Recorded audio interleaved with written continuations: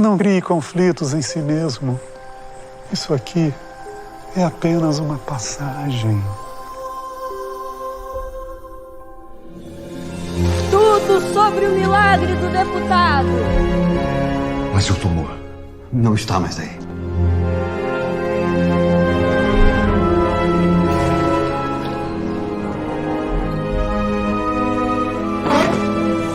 E esse povo todo aí fora? Quero que você mande eles embora.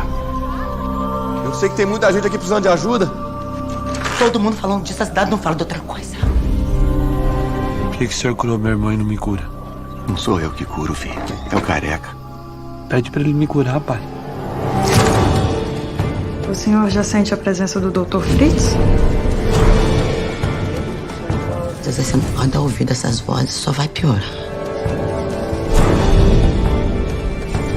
Não quero deixar a Lete e os meninos.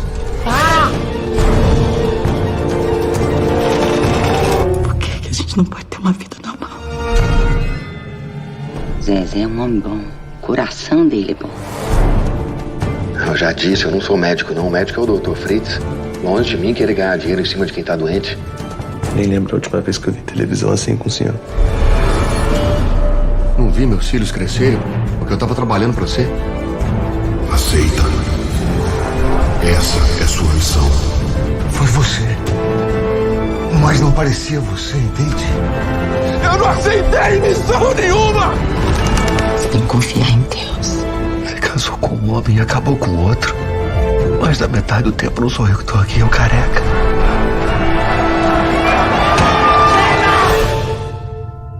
Tá cheio hoje, viu? Vamos começar o nosso trabalho.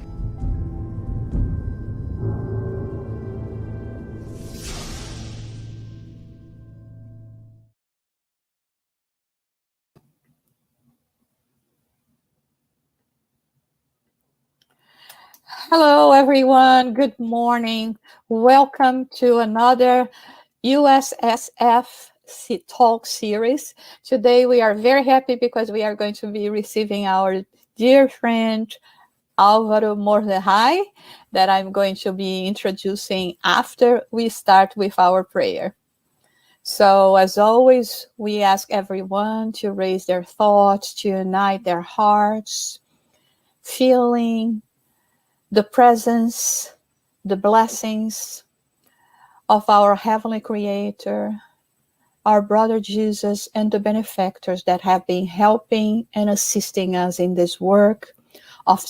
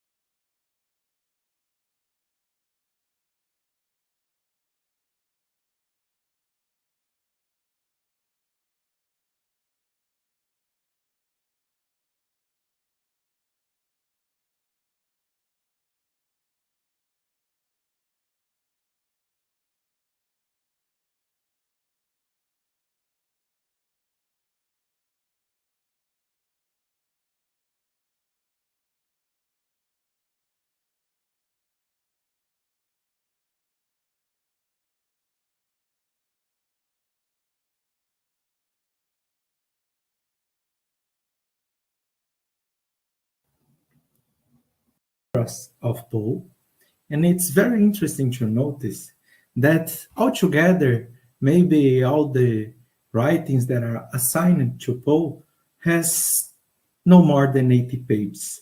And if we compare a small letter of Paul to a Plato's dialogue or a treatise of Aristotle, the letters of Paul are much, much smaller. So the most interesting point here is that actually we have more commentaries, more monographies, more academic articles, more sermons about Paul's writings than any other ancient author. So we are dealing here with probably one of the biggest intelligence of the ancient world. It's a man who came and changed the point of view of the world about the Judaism and starts the Christianity in this world. But there are a few points that are very important also to notice. First of all, Paul is a Jew. He's a Jew and he's a Pharisee.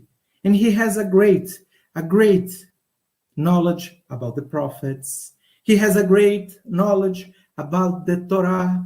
He has a great knowledge about the Jewish law and the dialectics that nowadays are condensed in the Talmud. And Paul will have a mediumistic experience with Jesus at the gate of Damascus.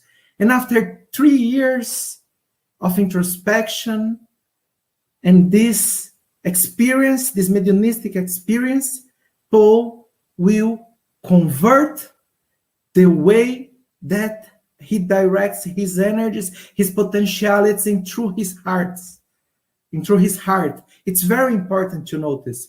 Paul did not convert the faith into another God. He will continue his faith that he had in the Judaism, the same God. He will not convert his religion, but he will plenify his Jewish faith, and he will achieve the most deeper, the most inner meaning of the Old Testament after his experience with Jesus, and after he will make all this introspection in the oasis of Dam. It's also very important to notice that he is not just a Pharisee, he's not just a Jew, he just not has all this knowledge, all this wisdom about the Jewish culture, the Jewish tradition, the Jewish law, but he will also be a Jew, that he was born in the city of Tarsus. And the city of Tarsus was deeply involved in the Hellenistic culture, in the Greek culture. So here we'll see that Paul speaks fluently Greek, and he will have a great knowledge in philosophy, especially in the Academy of Athens and the Academy of Alexandria. So here we will see, as Emmanuel tells to us through the medium Chico Xavier in the book Paul and Stephen, that one of the most expected moments of the life of Paul was to take the good news, to take the Gospels to the capital of the philosophy in the ancient world, Athens. And he will go for a speech in the Areopagus. And when he comes to Areopagus, he will actually live one of the most disappointing moments of his life. Because when he's talking, when he's making his speech, people would look at him and they will say, maybe this is a crazy new God. Who is this philosopher? And when he's called by these people as a philosopher in Athens, in the capital of philosophy in that days, it shows that actually he had a huge knowledge about philosophy. But it's not enough for Paul of Tarsus. He's not just a Jew. He does not have all this culture, this knowledge about the Jewish tradition and the Greek language, and also the Greek philosophy, but also he will be a Roman citizen. And as a Roman citizen, he will have many rights, but these rights for him will not give any special condition, but it will be tools that will help him to the great mission of the chosen vessel. He will use all the rights that he had as a Roman citizen. According to the story, it tells us that his father, he was trading fabrics in the city of Tarsus, and he used it probably to weave. And as a trader of fabrics, he would sell fabrics to the Roman Empire, and the Roman Empire would use these fabrics for military purpose. And someday, after long time making good business with Roman Empire, the father of Paul of Tarsus will receive as a condecoration, as a prize, this Roman citizenship. And Paul, as an heritage, will receive the Roman citizenship. So it's very important always to remember, Paul is a man of 3 words. He will be a Jew, a Pharisee, he is a Greek man, and he's a Roman man. He will always be in these 3 words all the time, together, mixed and twisted, and sometimes we cannot make this difference when he's acting like a Jew, when he's acting like a Roman, when he's acting like a Greek. Altogether, he's all the time a man of 3 words. And this is a common mistake that we can make. Just to look at his writings, if he was just a Jew, and forgetting all the other prism that he has. Another mistake that we can have when we look at the writings of Paul of Tarsus is to take verses out of the context. We have a political context, we have a social context, we have a cultural context, and Paul is writing an eternal message, but in these days we're immersed in a special culture, in a special political moment for exactly Romans or Corinthians or Hebrew or wherever. But this sense we have to keep into our minds. There is a context into his letters, into that time that we cannot forget. And because it's an eternal message, we have to notice that always there will be something to learn into his message. Always there will be something to learn. We cannot commit the mistake and think, okay, now I understood what Paul is trying to tell me in this letter, in this versicle. Actually, the message that Paul is bringing is the message of Jesus. So what Paul is telling us, it's eternal, it's immortal, it's something there will always something new to learn. But I just told here the chosen vessel. But what's the meaning of chosen vessel? Because we repeat, I think every one of us had once listened to this expression, but where does this come from? What's the meaning of this? If I tell this to a Jew, a Pharisee Jew, in the times of Paul of Tarsus, what would this person understand about the chosen vessel? Vessel in Hebrew, kli. Kli ayakar, something very special, a very special vessel, something unique, something that is priceless. What's the meaning of this in Hebrew? So we do know that Hebrew language uses concrete words to bring a spiritual and philosophical meaning for some words. So if we say vessel in Hebrew to someone that has knowledge about the Torah and the Talmud, he will say, okay, I understand that in the land of Israel, we just have rain for 2 months in the winter. 2 months and just few days in these 2 months. But rain, it's a blessing that comes from the sky. It's a blessing of the nature. So it's very important, the rain, especially in Israel, that you have just rain in 2 months of the year. But what is more important, if the rain falls and you don't keep this water, probably it will miss in the future, in the next months. But if you construct, if you have a vessel to keep this water, you can keep this blessing for many, many months, for a long time. So what is more important, the rain or the vessel? Both of them goes together. If you have rain without vessel, okay, it's good. but it's not so good in the future.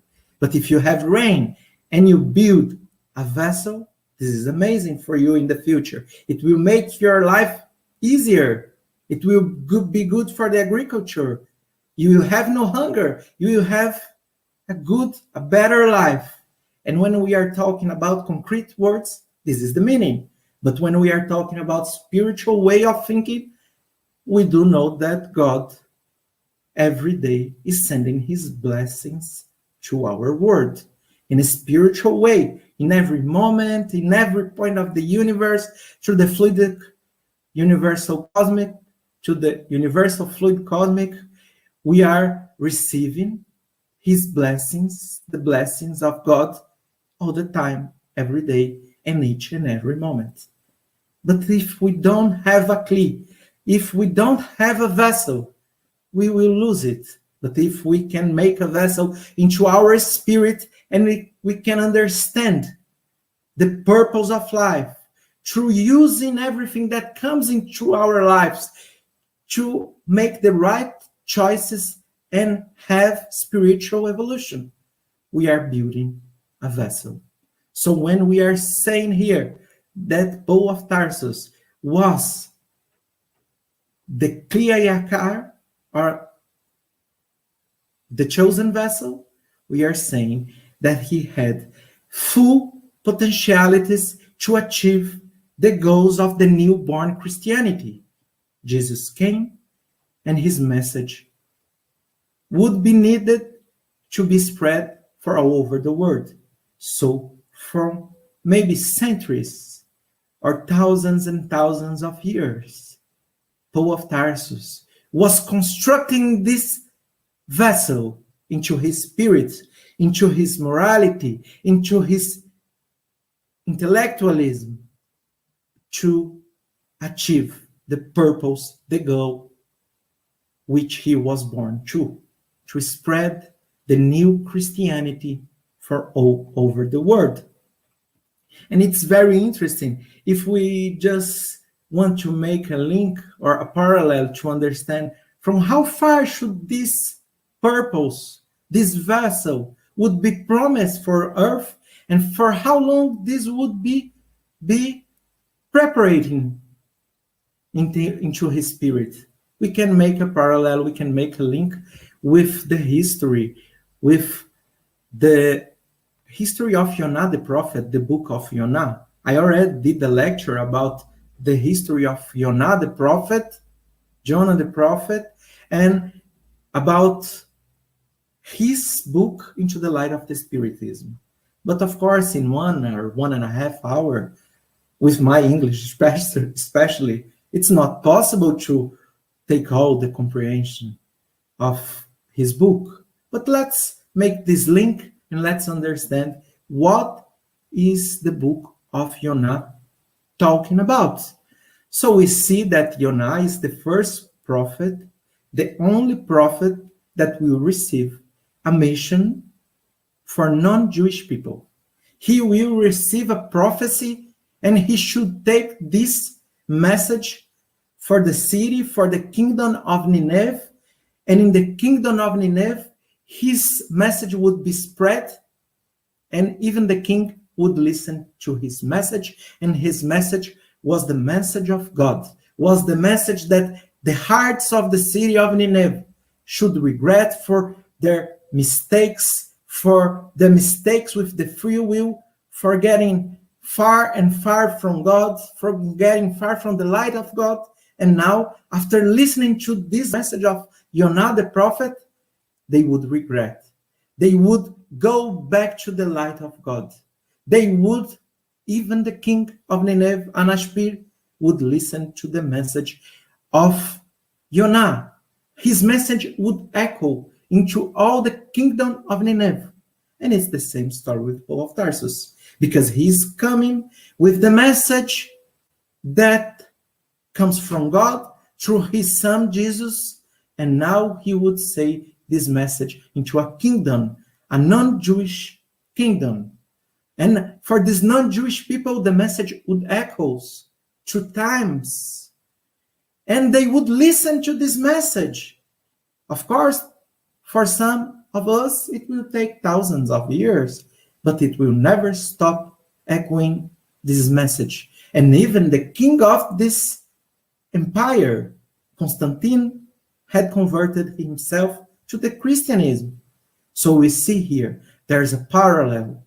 It's being said in the book of Jonah, there will be a prophet, there will be a messenger of God that will come with the message of Jesus, and it will bring to all the world. But Jonah, when he received this prophecy, he runs away from his job, from the purpose. So to where does he run away? The city of Tarshish. In Hebrew, it's Tarshish.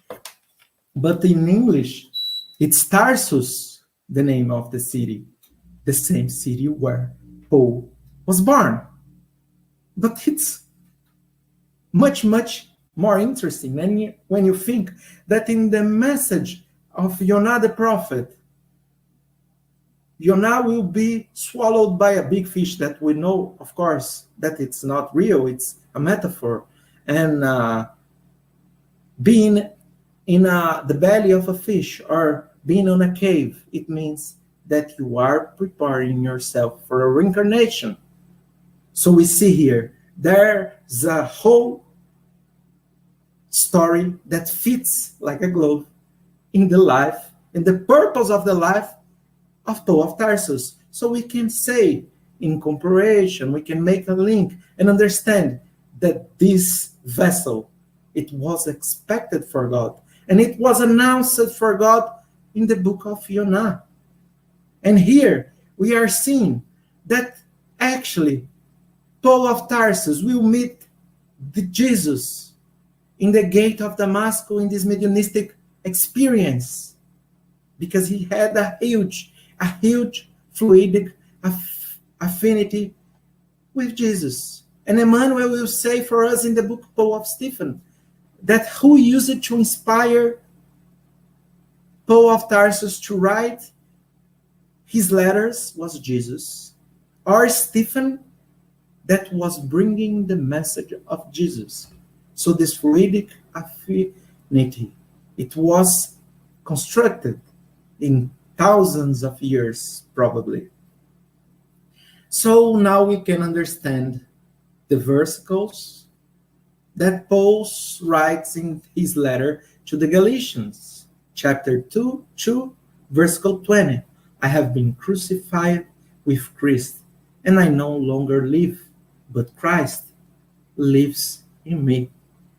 And he also will say, when I was still in my mother's womb, he chose me and called me out of sheers and generosity, how he has intervened and revealed his son to me, so that I might joyfully tell non-Jews about him. So we see that Paul of Tarsus is a man that was expected for this new era of Christianity in the world for maybe thousands or centuries before. But we can look at these different angles of Paul of Tarsus as a Roman, as a Pharisee, as a Jew, as a Greek, in many, many letters. For example, when he's writing his letter to the Corinthians, Paul says that he's dropping tears. Okay. For us, in a world of trials and atonements, it's okay. Sometimes we drop tears. But we will see that Paul, when he's writing for the Greek world, for the community of Corinth, he's using the wisdom, he's using his knowledge of the Greek culture to really show what he's feeling through his heart. So we will see that in the city of Corinth, there was a fountain. The name of this fountain, Fountain of Pirene. But who was Pirene? We will see that Pirene, she was a nymph, and she was the daughter of a Greek god with minor G. It's a god in the Greek mythology. We are talking about Greek mythology. And this was the god of the river Asopus. And Pyrene had two sons, Cencreas and Lecheas.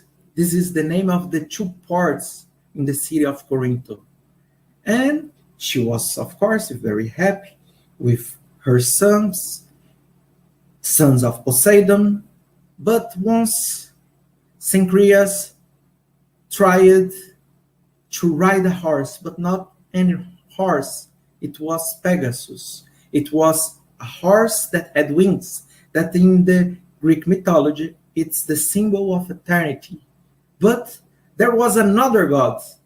This other god was Artemis, that was the god of hunting. And Artemis throws an arrow, and it will hit Cencreas. Artemis was trying to protect Pegasus from being ridden by Cencreas, and Cencreas will die in that place. And the mother of Cencreas, Pyrene, goes to this place and meets her son dead. Of course, this is probably the most terrible pain for a mother to feel in this world. And she cried. And she cried very much. She had a terrible pain. And it's said in the Greek mythology that in the place that where she was crying, where she met her dead son, in that place, would forever be crying the tears of Pyrene, the place where was built the fountain of Pyrene, the symbol of glory, the symbol of pride of the city of Corinth. In this place, it was recorded the message of the Greek mythology, and it was known by all the people of the Corinth, of the city of Corinth.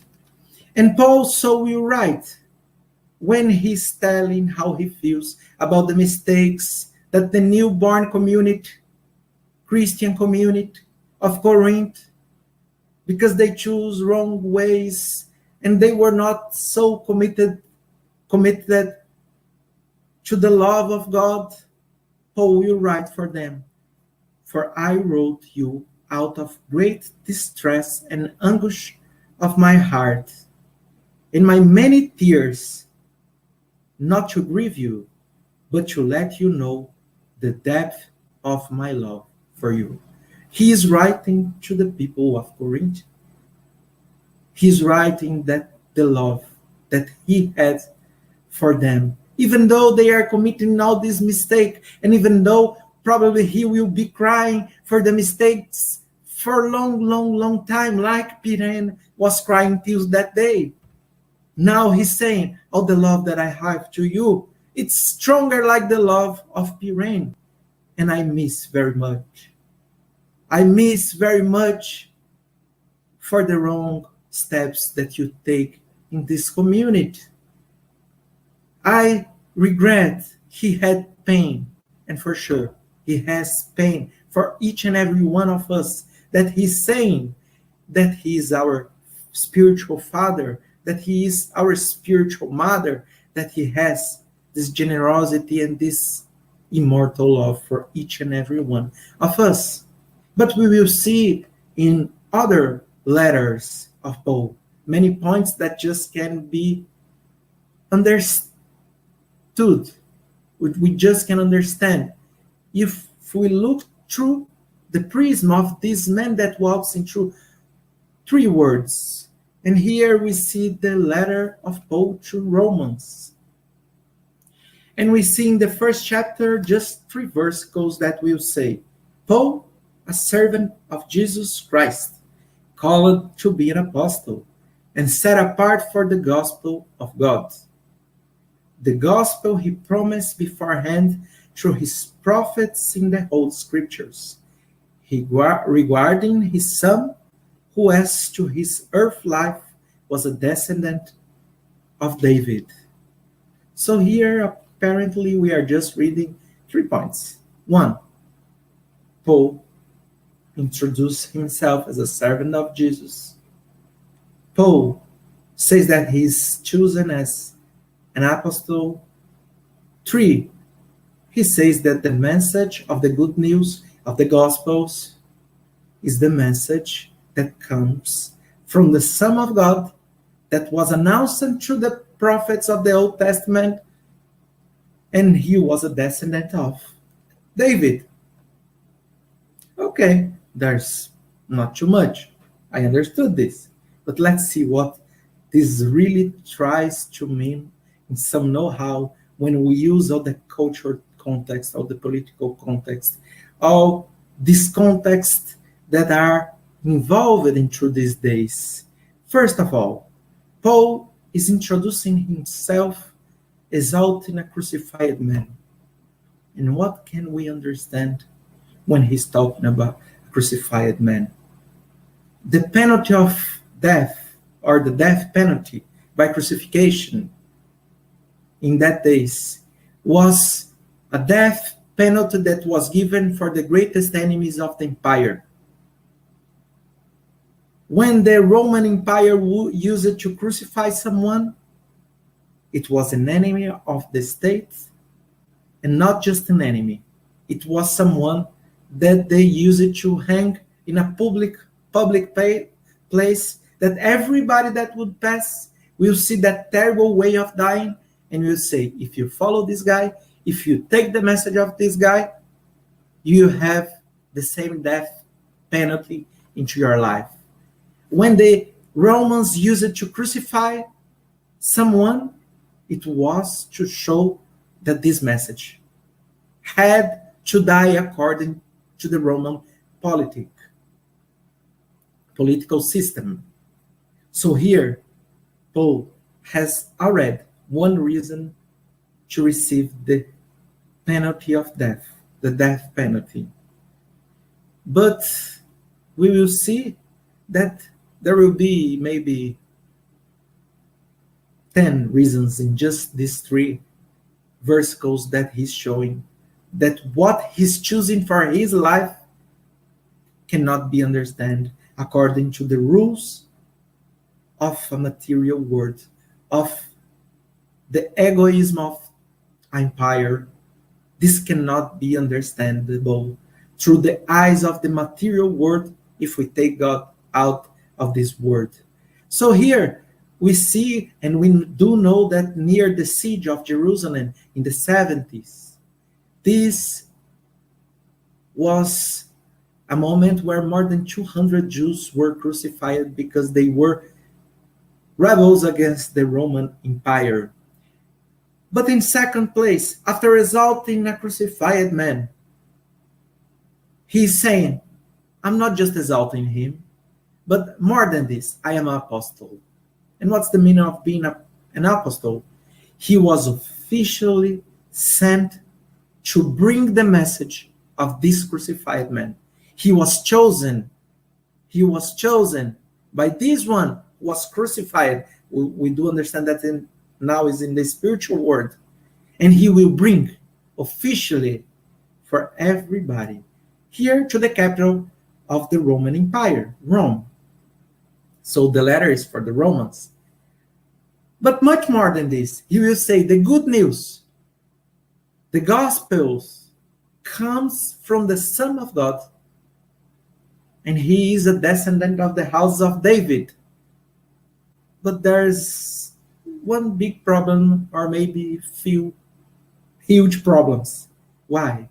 Because in the year 54, Claudius the emperor was dead, and the new emperor became his son, his stepson, Nero.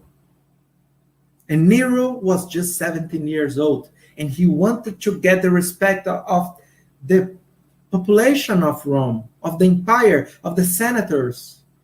He wanted to be respected, but he was just a kid. He was just 17 years old.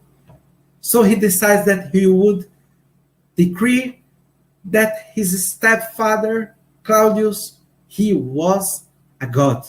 So Claudius now is a god, and he's the son of God. So the Son of God, Paul of Tarsus is saying to us, it's not Nero, but this Son of God, the Son of God, was promised by the prophets. And Nero is not in the Old Testament. And Claudius are not in the Old Testament. And it's interesting because we say he's descendant of David. And we do know that Nero, he was not a Jew. He couldn't be descendant of David. But there's even a bigger problem or a bigger answer, because for the Romans, all of this was problems. But for the word, this was answers. So Paul will say that the good news is coming by Jesus, by this crucified man. But what's the meaning of good news or gospels in this ancient world, in this time? The meaning of gospels, the meaning of good news was the message that only the emperor could give. Only the emperor could give good message, could give the word that it's called gospels in that time. But this good news was not so good. This was very good news for the aristocracy, because they would become richer. They would have their interests very well taken care by the emperor that wanted the respect. But the people of Rome would suffer very, very much, because we know that Rome had a huge arm. And we do know that they use it to use the political system of bread and circles. But from where does this bread comes from? From where does this bread come from that would feed millions, not thousands, but millions of people for months, that would be in that games that the gladiators would make the show, killing animals, killing Christians, killing people, killing slaves. So from where does this come from? Does this goods, this rich, this money would come from? And this would come from the exploitation of the poorest people of the Roman Empire. So here we will see that each and every time that the emperor would give the good news, we would see that these news were terrible for the exploited people of Rome, for those who the empire had conquered with military and with its arm. So we do understand here that what Paul is telling is that the message that really is good for people, it's the message that comes with an eternal sense, and that will show that it doesn't matter how much you are suffering today. It doesn't matter what the Romans are doing to you, but we have a God. And this God promised for us the message and the coming of his Son.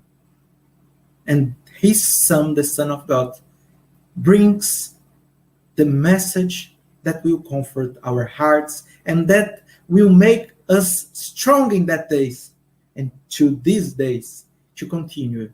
And it doesn't matter if you have coronavirus, if you have Roman Empire, if you are a slave, it doesn't matter. God is taking good care of you, and he's sending his message as a good news. And the good news of God is challenging. In that days, all the Roman Empire, and in our days, are challenging all the material world. So here we see in the book Paul and Stephen, example of the good news of the emperor. In the first chapter, we see Yohedeb, the father of Stephen. He's going through the open air market, and he sees some soldiers of Roman arm, and he will be beaten very much for this arm, and he will go even like this with no reason to be beaten. He would go to the open air market, and when he comes to the open air market, he will listen the good news of the emperor.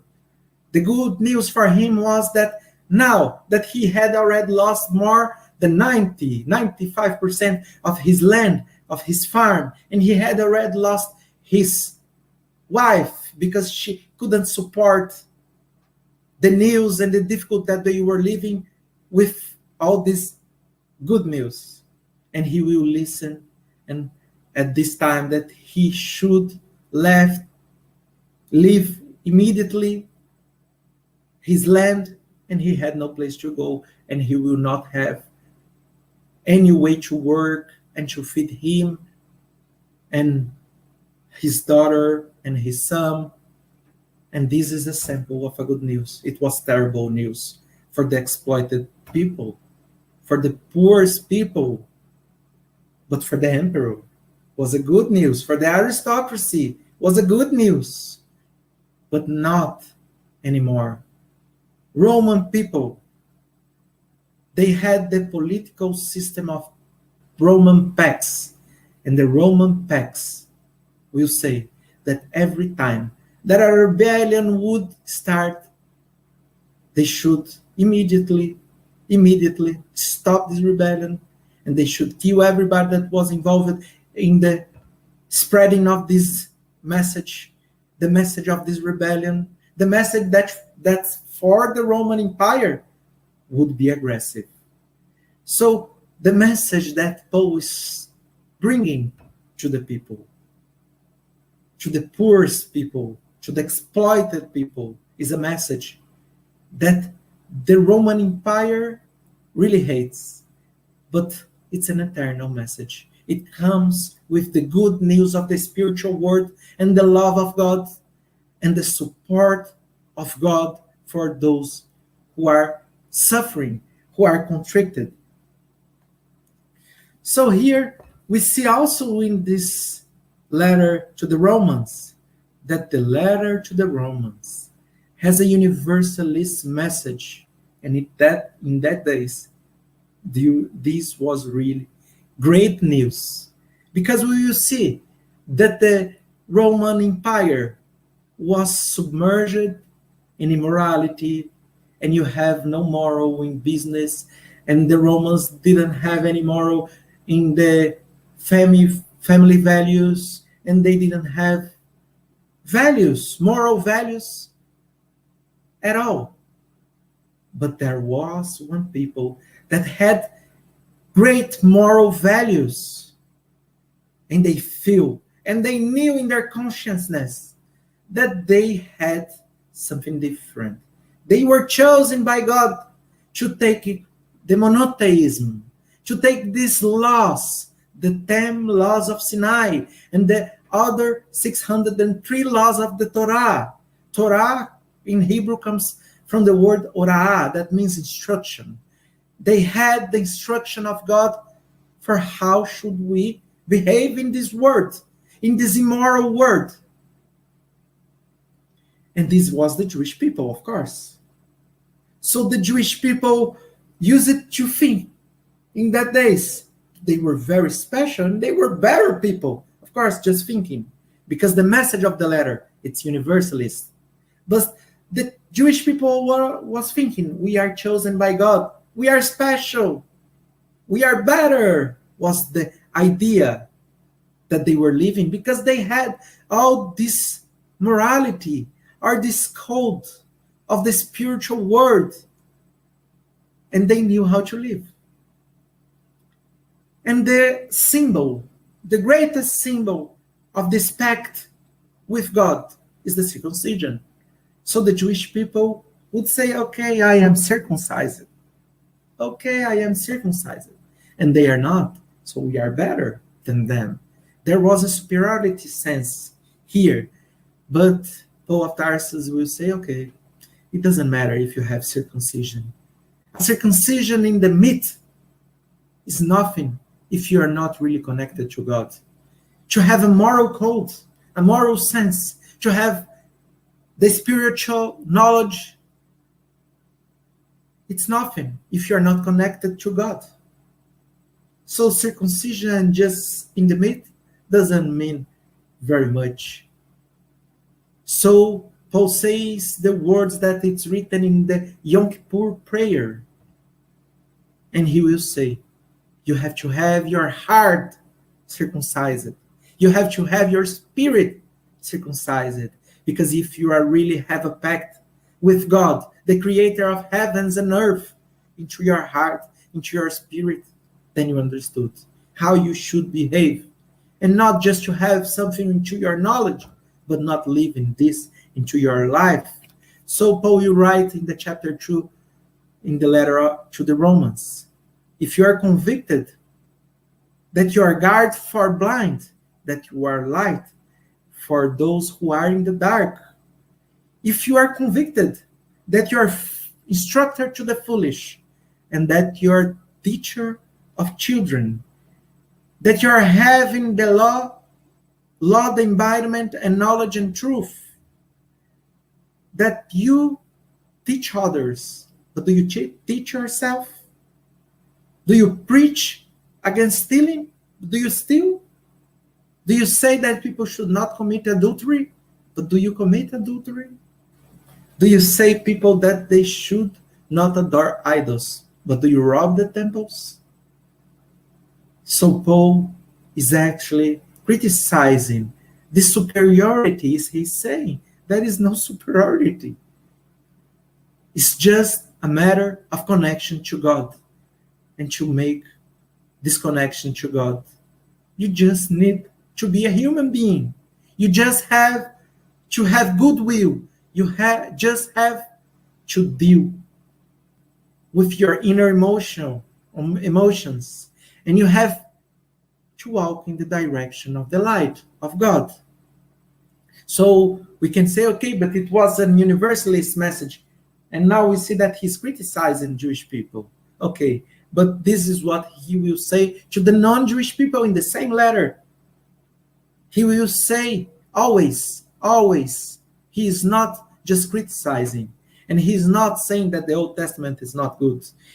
Paul will always, always bring the Old Testament with the message of Jesus. And he will always bring the message of the prophets, of Moses, of Abraham, with the Gospels. Paul will always identify himself as a Jew, as a Pharisee, and he had a pride, a great pride of this. And he knew that it doesn't matter what was the ways that the Jewish people had chosen in that days. It doesn't matter, because the love of God is infinite and it's eternal. And it doesn't matter what you did, what you will do, what you had done, what you're doing now, but the love of God for you will never change. It always will be infinite.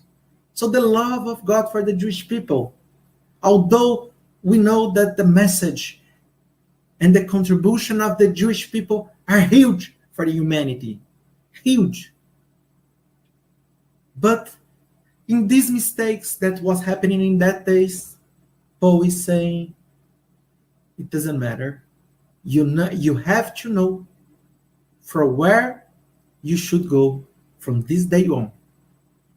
And for the non-Jewish people, he will say, and do you feel you have some advantage? Greeks, and when Paul is saying Greeks, he is saying Romans, Greeks, because the Roman word was living the Greek culture. So he's saying, do you feel you have an advantage? And we know that the Roman people, they had a superior sense of race, human race, in the human race. Why? Because they had the political power, they have material comfort, they were building temples that could be seen till this day on, till our days. But he knew also that the Roman world was immersed in depravity and vulgarity, But he knew also that the Roman world was a war machine of conquest. And he knew, as we can see in the book 2,000 years ago, by the Spirit Emmanuel, that in that moment where a Roman senator, sees his daughter, and his daughter was sick, and he couldn't understand that she was sick, because it had a spiritual way, spiritual wish, no, it has a spiritual truth in this, that it was an effect. So it should have a cause before. And this cause before should be spiritual, from maybe another reincarnation. For some purpose, God gave him this challenging life. And what does Senator Publio Lentulus will say when he sees his daughter sick? He will say, okay, you know why she's sick? Because we have slaves. We have slaves in Rome from all over the world, and they are bringing their disease, and it's their fault. He is saying that the fault of his pain, the fault of his challenging life, it was the fault of the slaves. He had a superior sense of race, and he had a superior pride with his race. So Paul will say to the Greeks, to the Romans in that days, among you, there is no one righteous, not even one. There is no one who understands. There is no one who seeks God. All of you have turned away. They have together become worthless, and there is no one who does good, not even one among the Greeks and Romans. Their tongues practice destiny. Their throats are open graves. The poison of the viper is on their lips, and their mouths are full of cursing and bitterness. Their feet are swift to shed blood. Ruin and misery mark their ways, and the way of peace they do not know. There is no fear of God before their eyes. But here, we can think, oh, okay, so Paul of Tarsus, he's saying that he's superior. No, he will come to us and he will say, but I am obligated to Greeks and non-Greeks, both to wise and to the foolish. Paul of Tarsus will say, we do know that the humanity at all has done their mistakes, or better saying, our mistake. We have made many mistakes as Greeks, as Jews, as whatever, as foolish, as wise. We are committing mistake into the history of humanity. And Paul of Tarsus will say, I'm not better than you. But not just I'm not better than you. I'm obliged to you. I have obligations to you. And he will present him as a servant of God to the humanity. He will say, if I am obliged to Greeks and non-Greeks, to Jews, to barbarians, to everybody, I have to serve you. Because for us, when we have an obligation into our consciousness, we will just find peace. When we do our job, when we pay this obligation, and the way that Paul will choose for the eternity to find peace with his conscience, it will be to serve the humanity, to serve Greeks, Romans, Jewish people, to serve whatever who needs. And this is the greatest message that we could bring in these versicles, because sometimes we feel obligated to the people of our family, to those who lives to our house, for those who are living in our neighborhood, or maybe in our city, or for those who are in the same political party that I am, or for those who are living in the same country. But we have to understand that Paul is telling us that we wrote the history of humanity, and we had multiple reincarnations where, yes, we did good stuff, but also we had our mistakes, and it makes each and every one of us the author of the mistakes of humanity, and we have obligations to the humanity. We have to understand that to live in peace with our conscience, we have to be serving wherever who needs.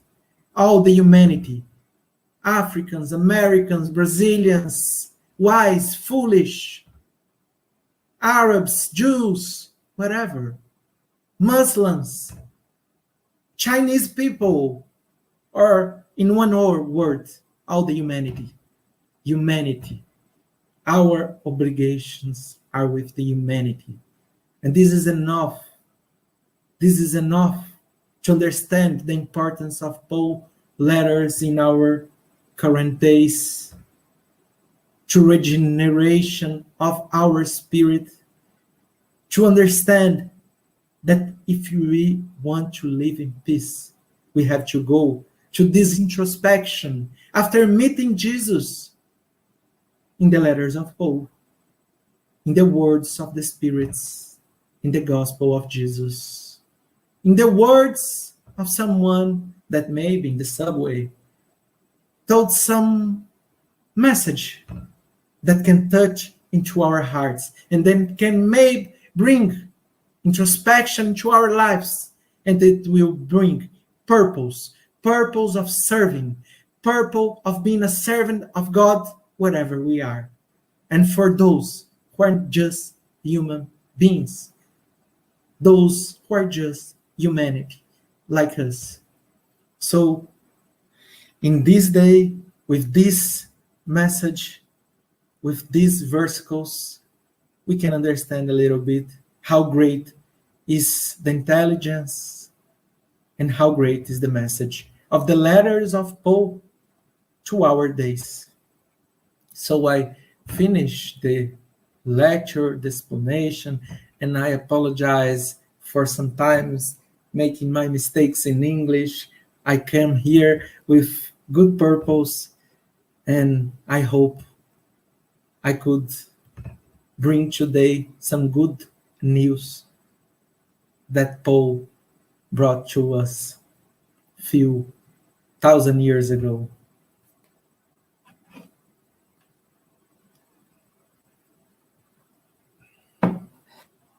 Thank you, Alvaro.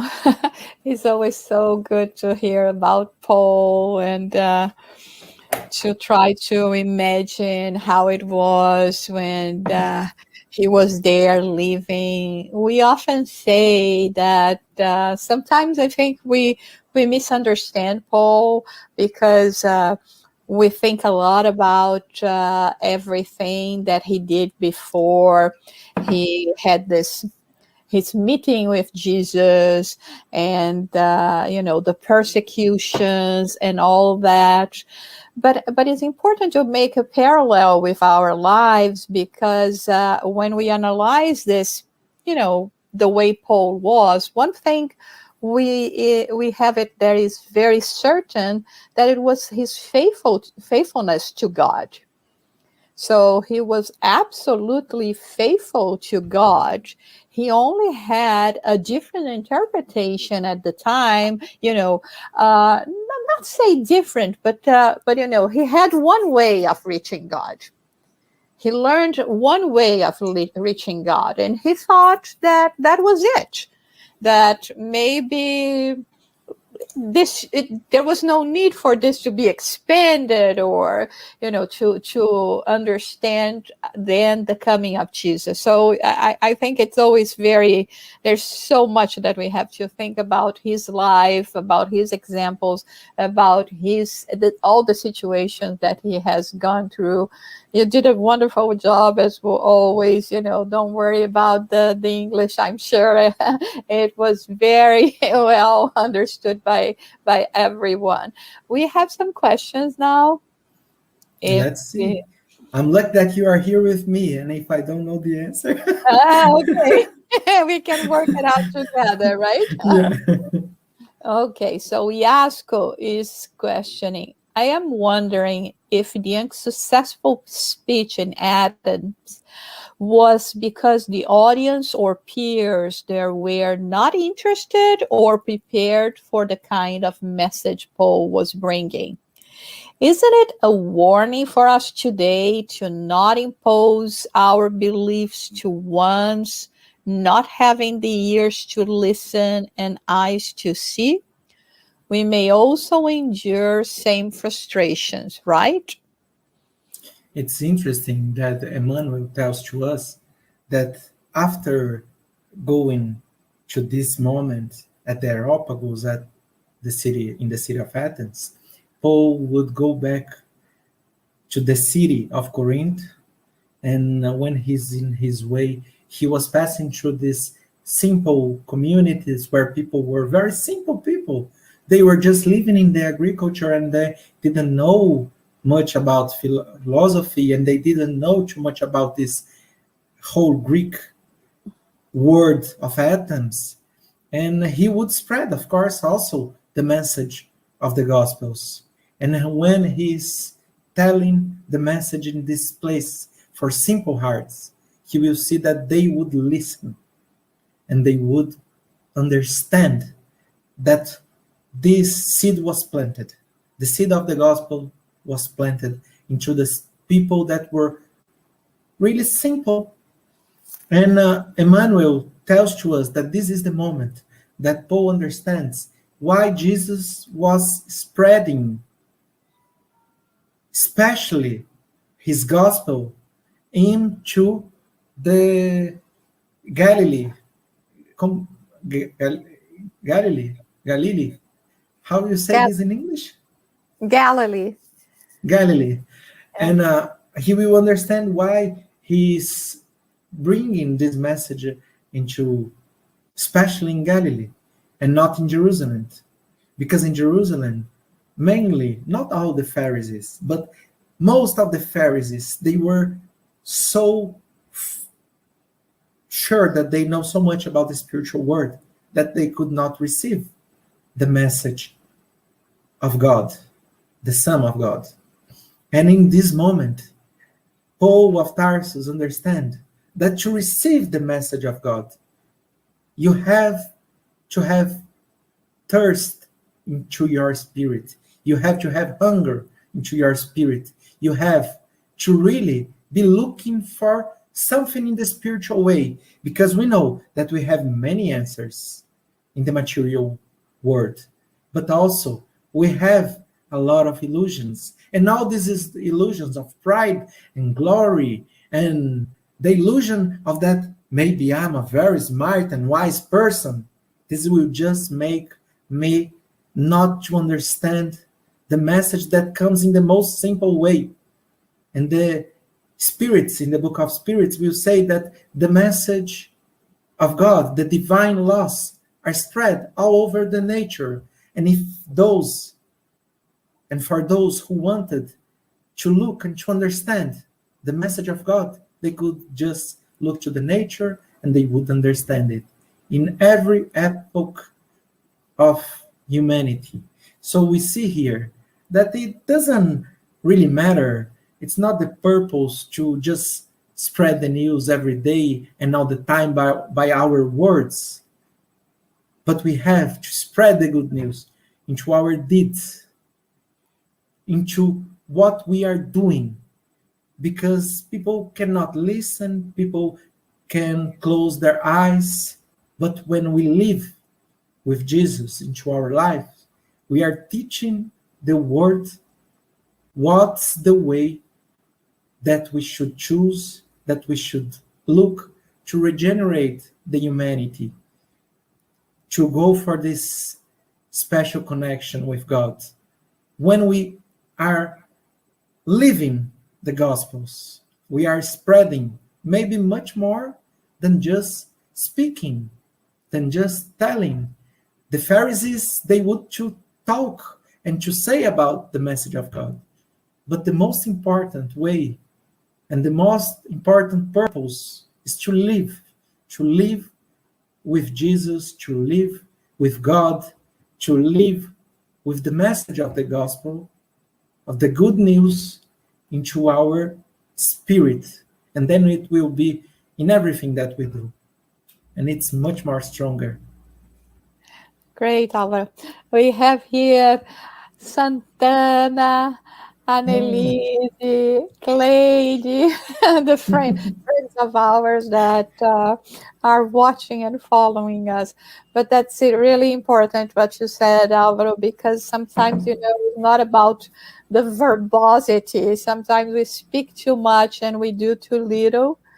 And I sympathize with your question, Yasko, because I know how much we would like for people to awake, and sometimes we feel that it is our obligation to do something about it, and especially in the sense of, like we are referring here, the Paul's talks and etc. But while we are not able to do that, there are many people that are ready, and that we can look for them and do whatever we can to help and assist. But above all, like Álvaro said, it's mostly about living the life. And when we are living the life, I normally say, especially in those days that we are living now, it's been almost a year.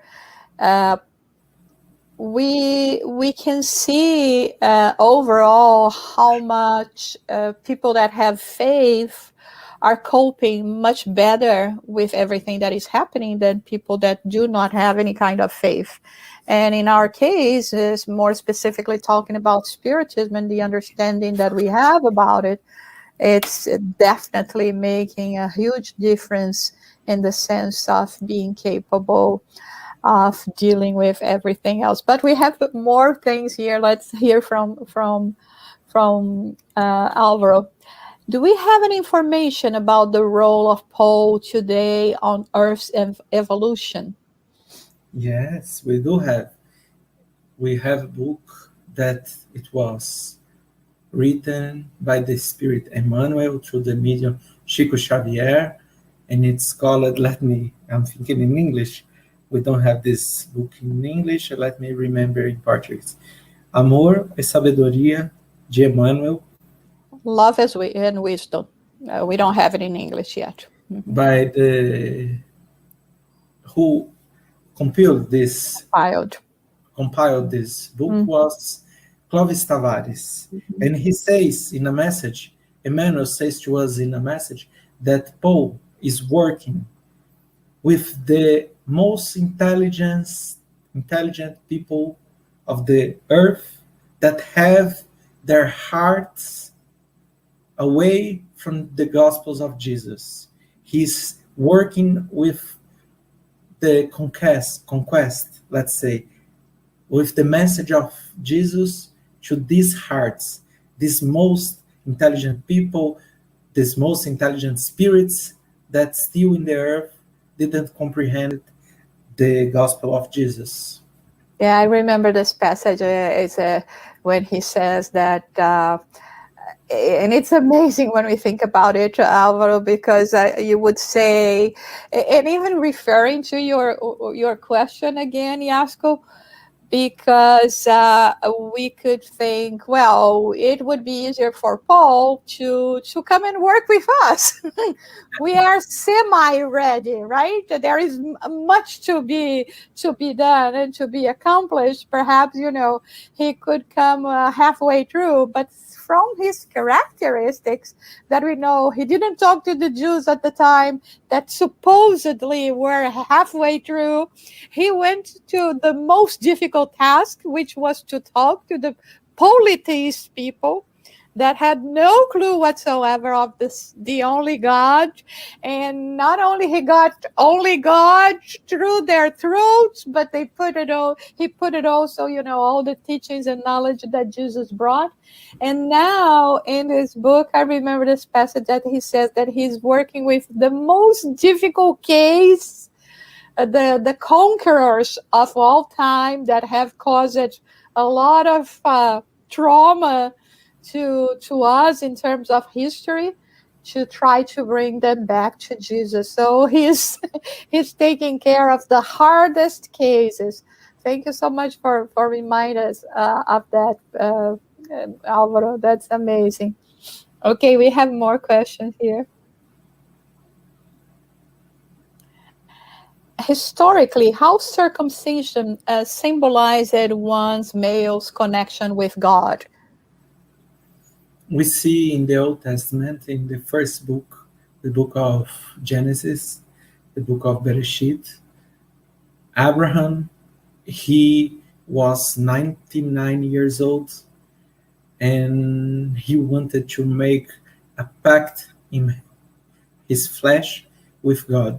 So the circumcision starts with the first Hebrew person in the world, the father of the Judaism, that it's Abraham, and he makes the circumcision with his blood, with his flesh, to show the world that he was bringing a connection with the real creator of heavens and earth, the real creator of universe.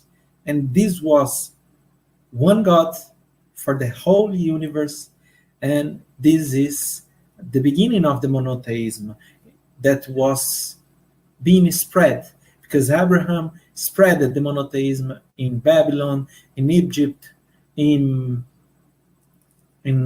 for the, how you say, the Palestinians, they come from I forgot the name. Phoenicians? No. For the whole people of the Babylonians. Yeah, for the ancient world. So the message of Abraham was to bring the monotheism to God. And how he did it, how he shows to the world, making something into his flesh, into his body that would be a symbol for the Jewish people. And it's interesting that in some moment of the Judaism, the prophet Elijah, how you say his name? Elijah. And we see that he didn't believe that the Jewish people would continue with the circumcision. Until nowadays, the circumcision is done in the Jewish people with 8 days of life.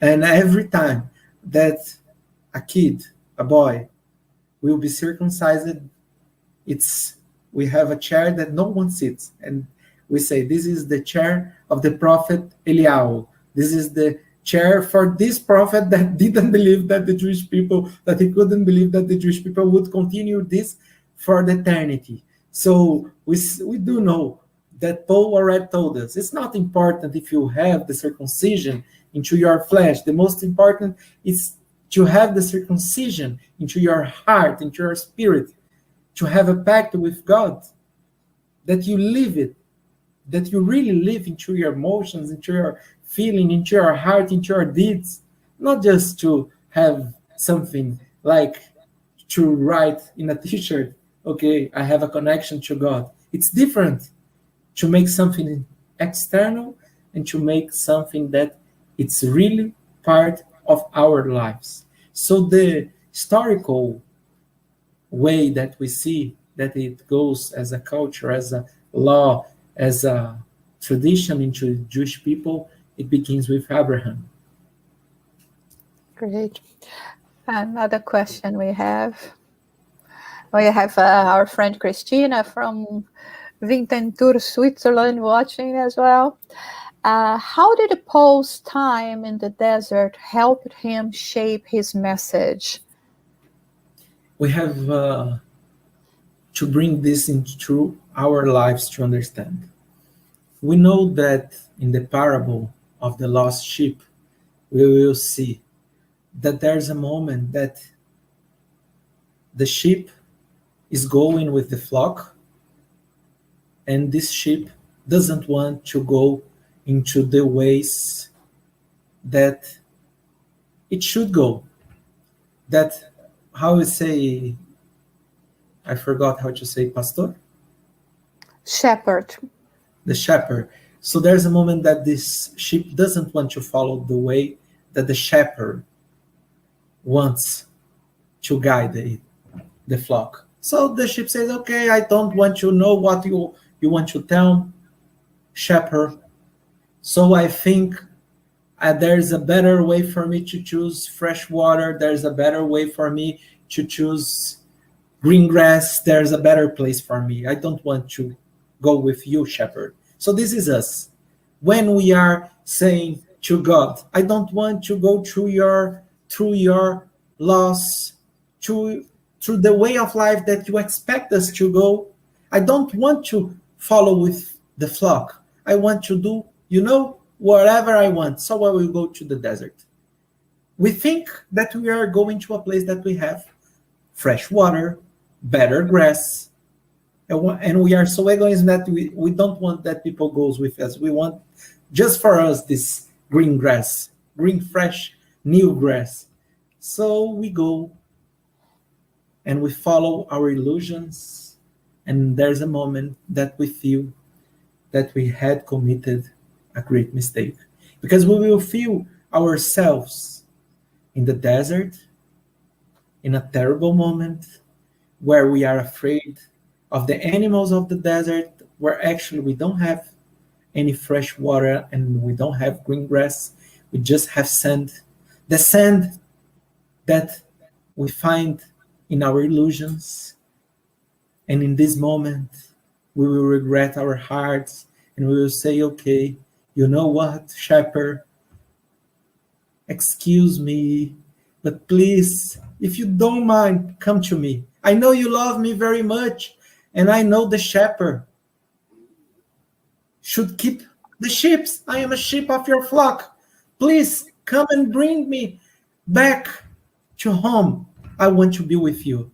So this is the moment where we see what we are looking for, illusions. After Paul comprehends that he was going for not a good way, he was going through illusions into his life, and he meets Jesus, the shepherd went to him and talked to him, and he said, okay, what do you want me to do? Tell me. Paul says to Jesus, and Paul goes to the city of Damascus, and he will live in that days, difficult days, and he was blind, and he had all the difficulty. After he can see once again, and he understands that he was needing someone to guide him, to tell him in this physical world what he needed to do. He goes to Gamaliel, his master, and his master will say, okay, one day you have to go to Jerusalem and you will have to restore what you did, the mistakes you did. But before this, you should go to the oasis of them and you should study the Gospels. He receives there the writings of the Gospels, and you should make it strong into your spirit. And when you have it strong, then you can face the world again.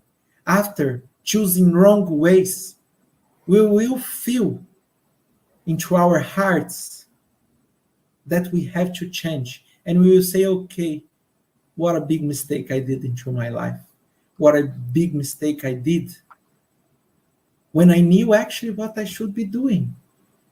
So we could feel the guilt And guilt, it's a difficult emotion to feel because it links us, it connects us to the past, but not in a way that you use the past to learn the new way you should take into this new position that life puts you after regretting for what we did.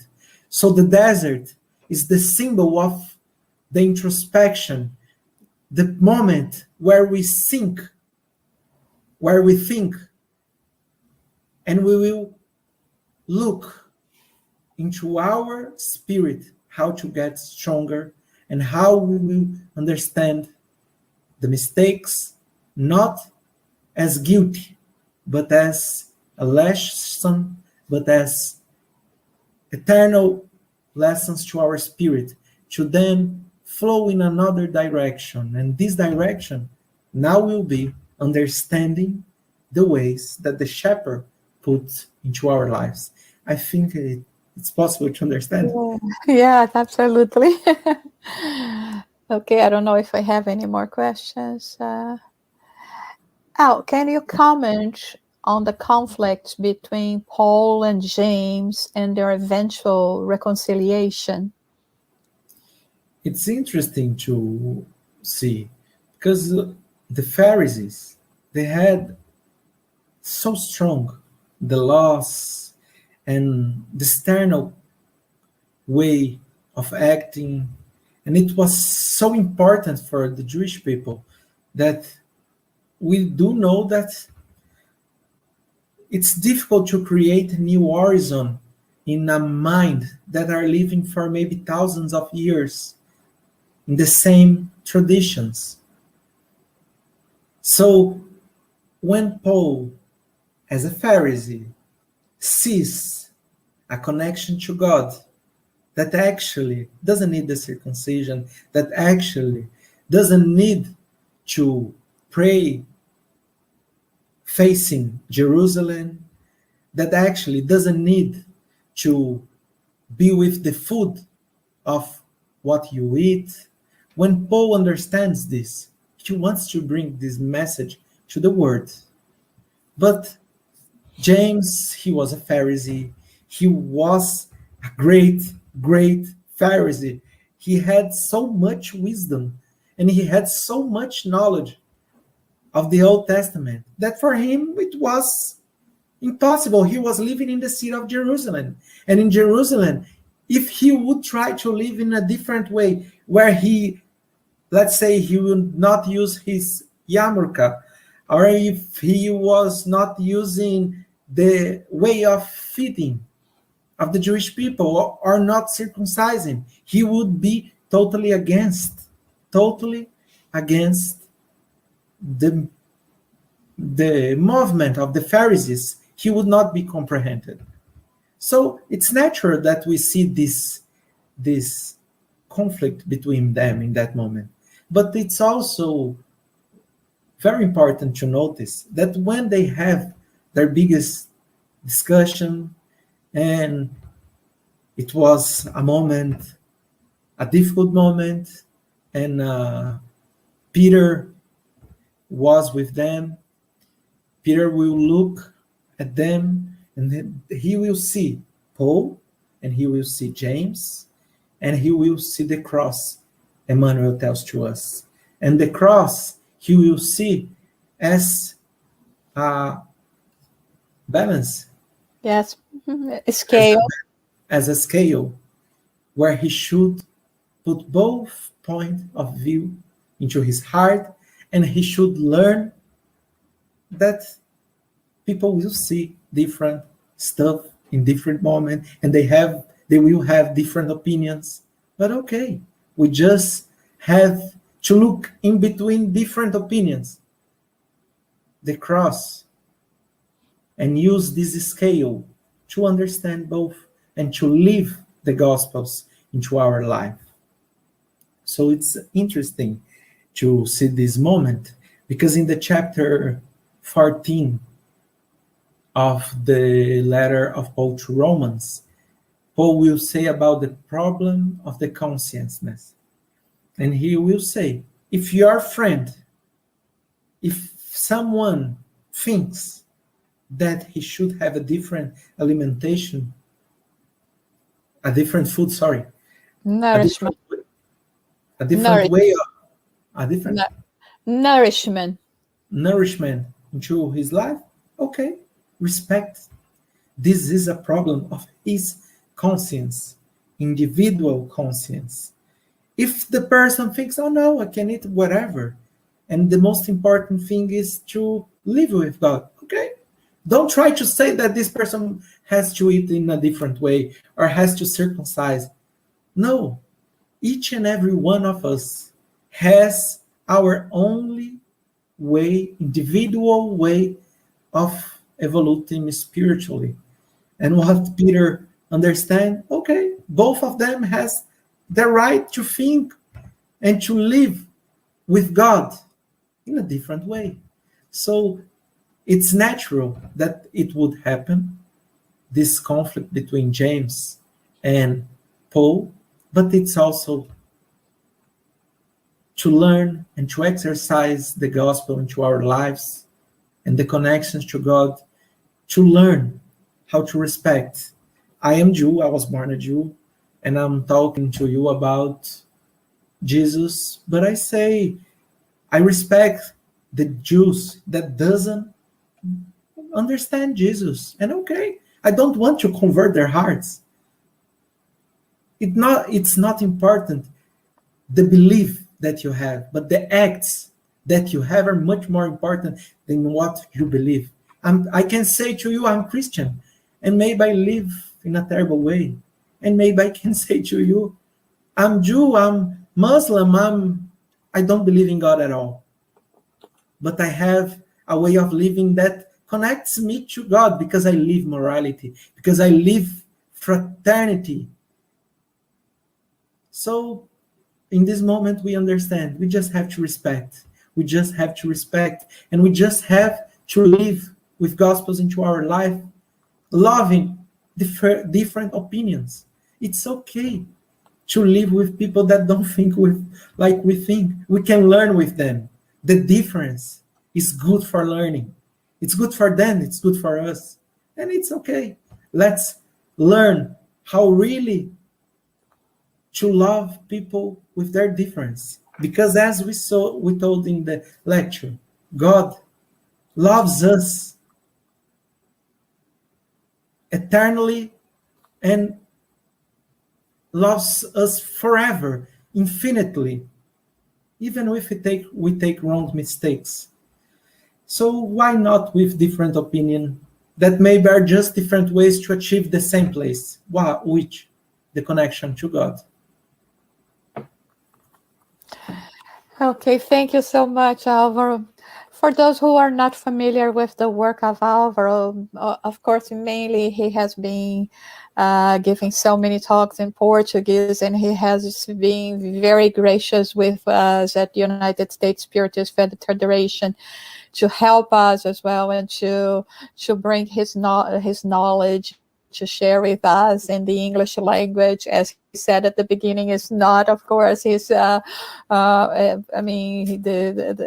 native language, not even mine, but it has been doing an excellent work. And for those who would like to hear more, he has about all the studies that he has been developing, especially bridging the Old Testament, the Jewish tradition with following Christianity and then Spiritism.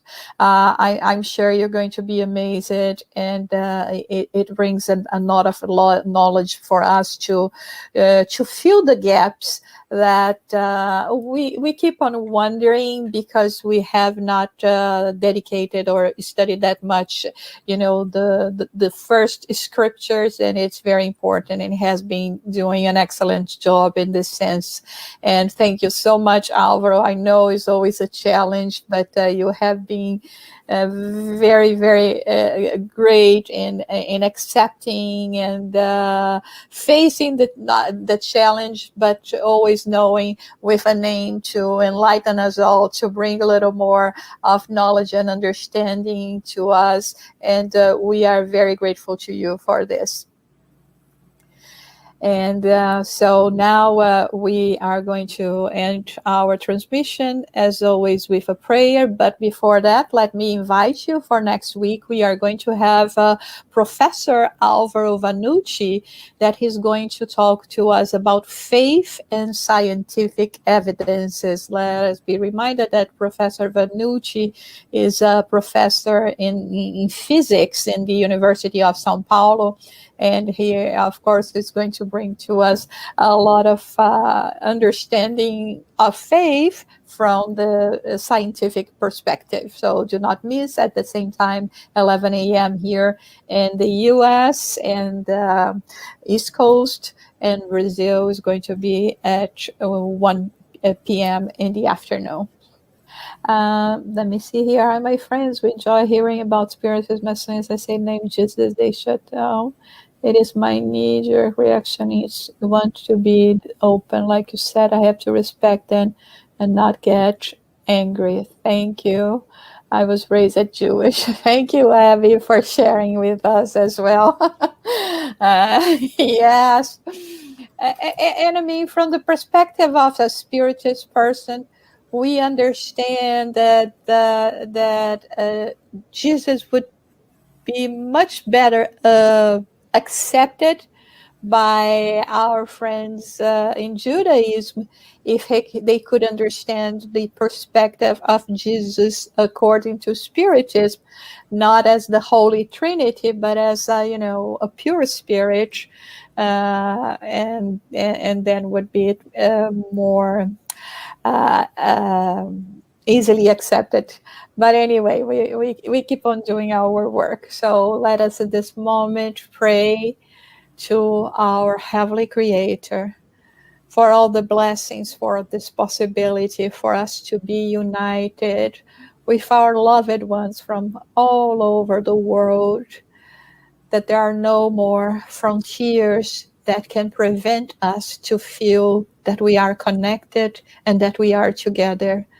And we thank all this possibility, all the friends that have been dedicating themselves, using their time to bring this knowledge, to speak to us with their hearts, with their dedication, such as our dear friend Álvaro. So we pray that we may have a good week and that we can be here again next week and continue in this path, in this journey of spiritual evolvement. So thank you, everyone. Thank you, Álvaro. Ciao.